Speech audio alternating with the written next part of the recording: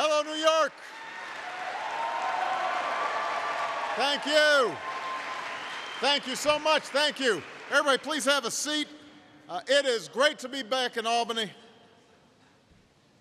It is wonderful to be with all of you here today, and I want to thank Governor Cuomo not only for the outstanding introduction, but also for the extraordinary leadership that he's showing here in the great state of New York. Please give him a big round of applause.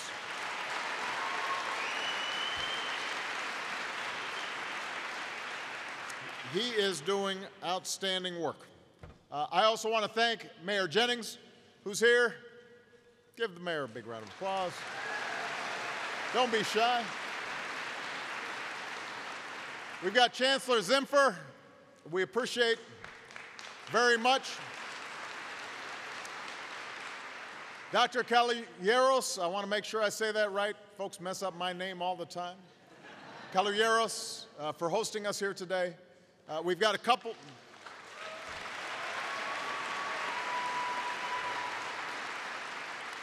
members of Congress here. Paul Tonko.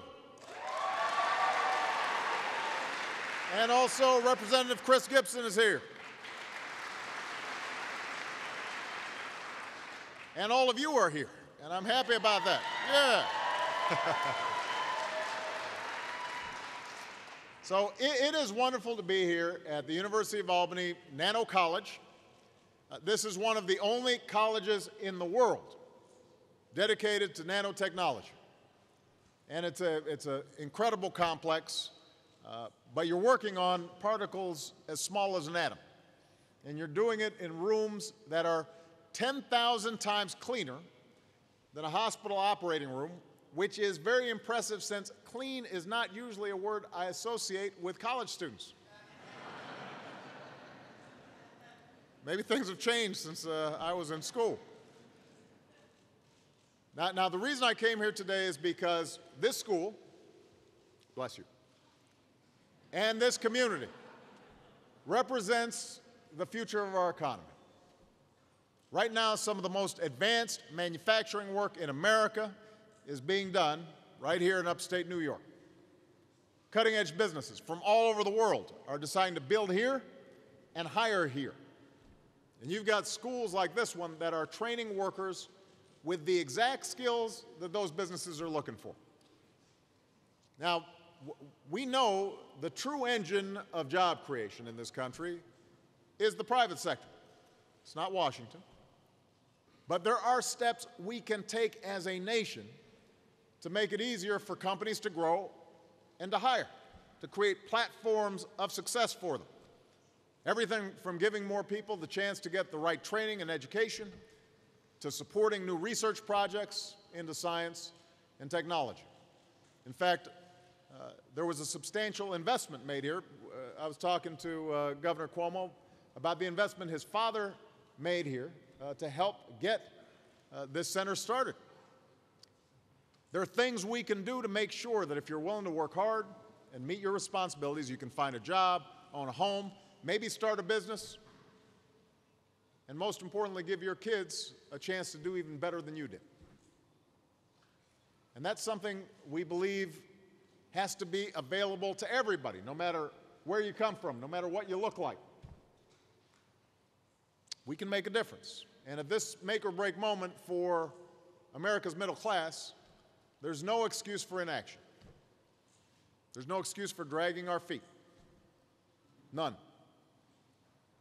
Now, over the last few years, there are certain steps that I've been able to take on my own to help spur the kind of innovation that we're seeing here, and also to help the overall economy grow. So we announced a new policy several months back that will help families refinance their mortgages, save up to thousands of dollars a year. We sped up loans and competitive grants for new projects all across the country so thousands of construction workers can get back on the job. We simplified the student loan process to help roughly 5.8 million students, like the students here, save money on repayments.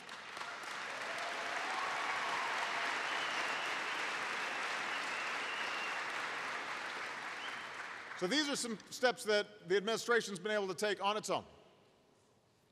But the truth is, the only way we can accelerate the job creation that takes place on a scale that is needed is bold action from Congress. Because of the Recovery Act, because of all the work we've done, we've created over 4 million jobs over the last 2 years. We've created hundreds of thousands of jobs each month over the last several months. So we're making progress, but everybody knows we need to do more. And in order to do that, we're going to need some more action from Congress. Democrats and Republicans have to come together. And they've shown that they can do it. I mean, they did some important work. They passed tax cuts for workers, approved trade deals to open up new markets for American products.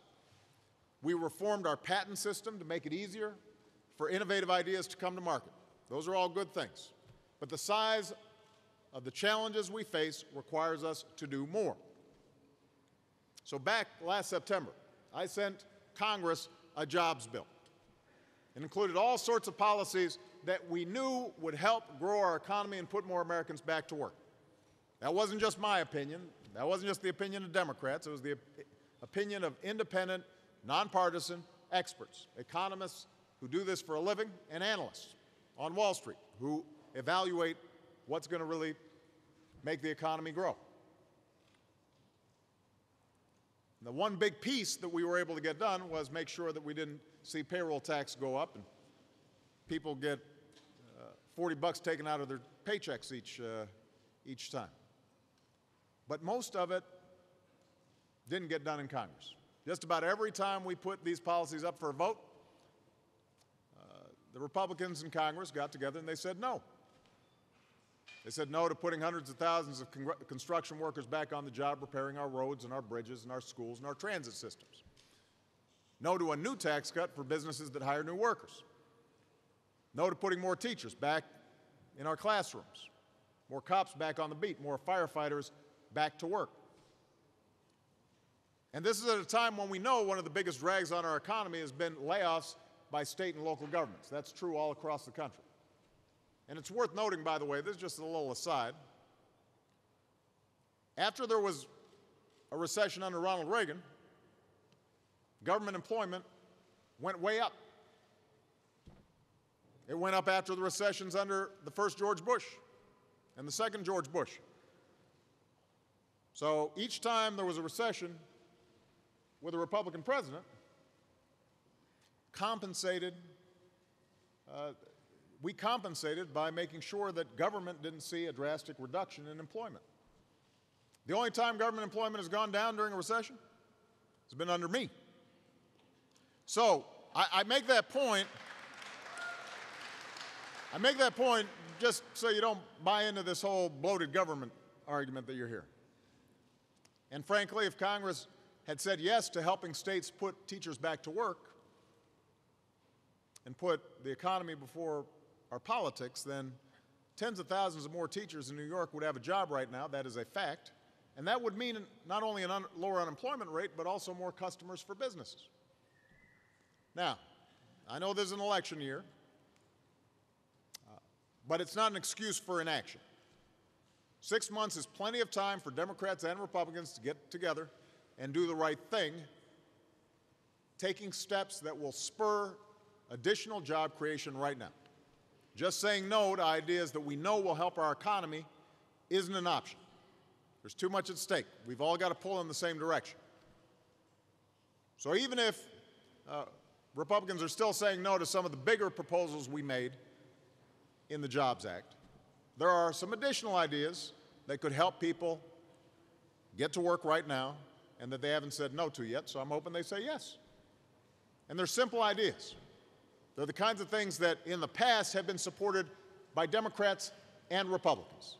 These are traditionally ideas that have had bipartisan support. They won't have as big of an impact as rebuilding our infrastructure or helping states hire back teachers, but together, all of these ideas will do two things. They'll grow the economy faster, they'll create more jobs. So today I'm announcing a handy little to-do list that we've put together for Congress. You can see it for yourselves at whitehouse.gov. It's about the size of a Post-it note, so every member of Congress should have time to read it, and they can glance at it every so often. Hopefully we'll just be checking off the list, just like when Michelle gives me a list, I check it off. Each of the ideas on this list will help accelerate our economy and put people back to work. Not in November, not in next year, but right now. All right, so I'm going to go through the list. First, Congress needs to help the millions of Americans who have worked hard, made their mortgage payments on time, but still have been unable to refinance their mortgages with these historically low rates. This would make a huge difference for the economy. Families could save thousands of dollars, and that means they got more money in their pocket, which means they can either build their equity back up on their homes, or they go out and use that money to do things like helping their kids finance a college education. So Congress should give those responsible homeowners a chance to refinance at a lower rate. We estimate they'd save at least $3,000 a year, so that's on our to-do list. It's not complicated. Second,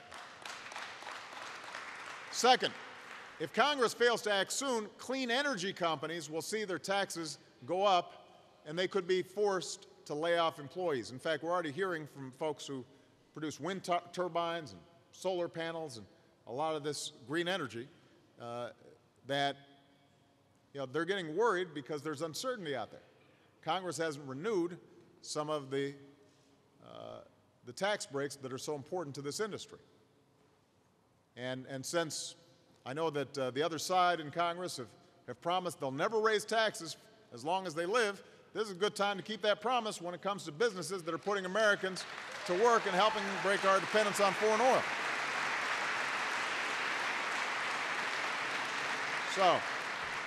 So we should extend these tax credits. That's on the to-do list. That's number 2. Number 3, Congress should help small business owners by giving them a tax break for hiring more workers and paying them higher wages.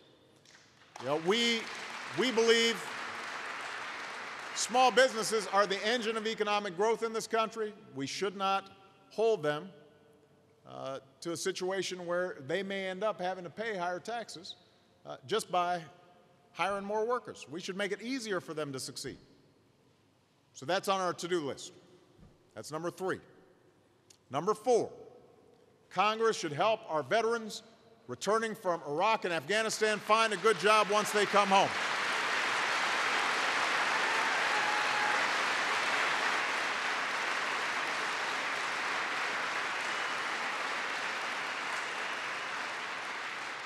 Our men and women in uniform have served this country with such honor and distinction. A lot of them come from upstate New York. Now it's our turn to serve them. So we should create a Veterans Job Corps that helps them find work as cops and firefighters and employees at our national parks. That's on our to-do list. And then the last item, the 5th item, which bears especially on what's going on here, the last item on our congressional to-do list is something that will help a lot of you in particular. You know better than anybody that technology has advanced by leaps and bounds over the last few decades. And that's a great thing. Businesses are more productive. Consumers are getting better products for less. But technology has also made a lot of jobs obsolete. Factories where people once thought they'd retire suddenly left town. Jobs that provided a decent living got shipped overseas. And the result's been a lot of pain for a lot of communities and a lot of families. There is a silver lining to all this, though. After years of undercutting the competition, now it's getting more expensive to do business in places like China. Wages are going up. Shipping costs are going up. And meanwhile, American workers are getting more and more efficient. Companies located here are becoming more and more competitive. So for a lot of businesses, it's now starting to make sense to bring jobs back home. And here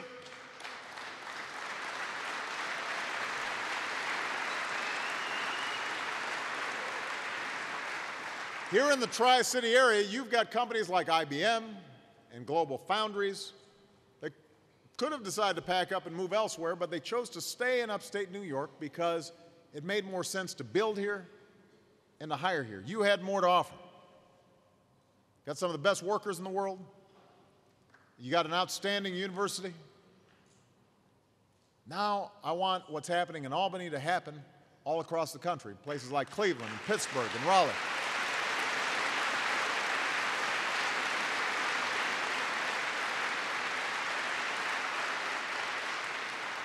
I want to create more opportunities for hardworking Americans to start making things again and selling them all over the world, stamped with those proud words, "Made in America." That's the goal.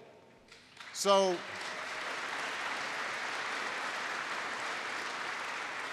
the good news is we're already starting to see it happen. American manufacturers are creating jobs for the first time since the late 1990s. And that's good for you, but it's also good for the businesses that supply the materials you use. It's good for the construction workers who build the facilities you work in.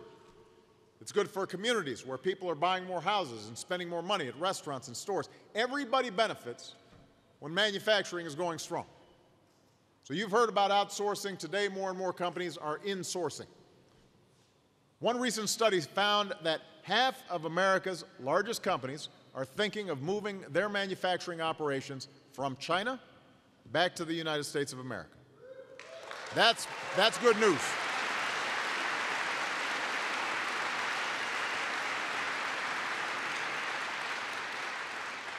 Because even when we can't make things cheaper than other countries because of their wage rates, we can always make them better. That's who we are. That's what America's all about.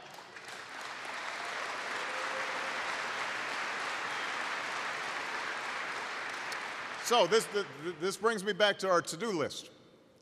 What we need to do now is to make it easier for more companies to do the right thing. And one place to start is our tax code. At the moment, companies get tax breaks for moving factories, jobs, and profits overseas. They can actually end up saving on their tax bill when they make the move. Meanwhile, companies that choose to stay here are getting hit with one of the highest tax rates in the world. That doesn't make sense. And politicians from both parties have been talking about changing it for years, so I've put forward my own plan to make it right in the long term. But in the short term, before we've completely reworked the tax code, before we've done a full-blown tax reform, at the very least, what we can do right away is stop rewarding companies who ship jobs overseas and use that money to cover moving expenses for companies that are moving jobs back here to America. So we're putting that on Congress's to-do list.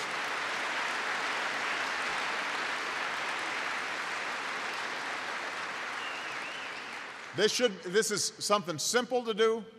We shouldn't wait. We should get it done right now. So that's the fifth item. That's all on our to-do list. I'm not trying to overload Congress here.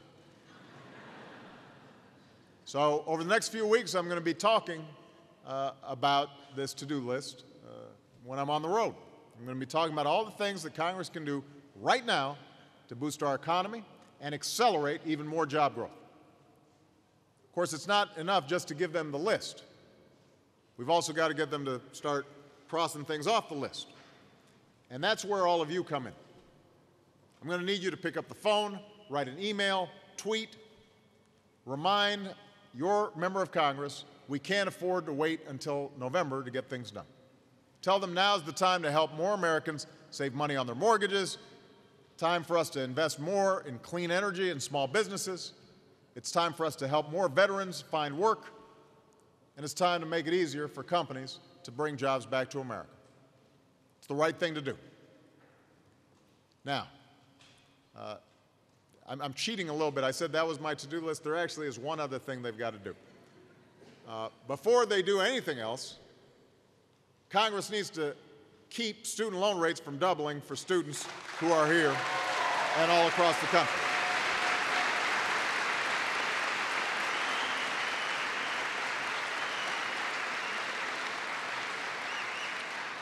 That has to happen by January 1st, or rates on Stafford loans double.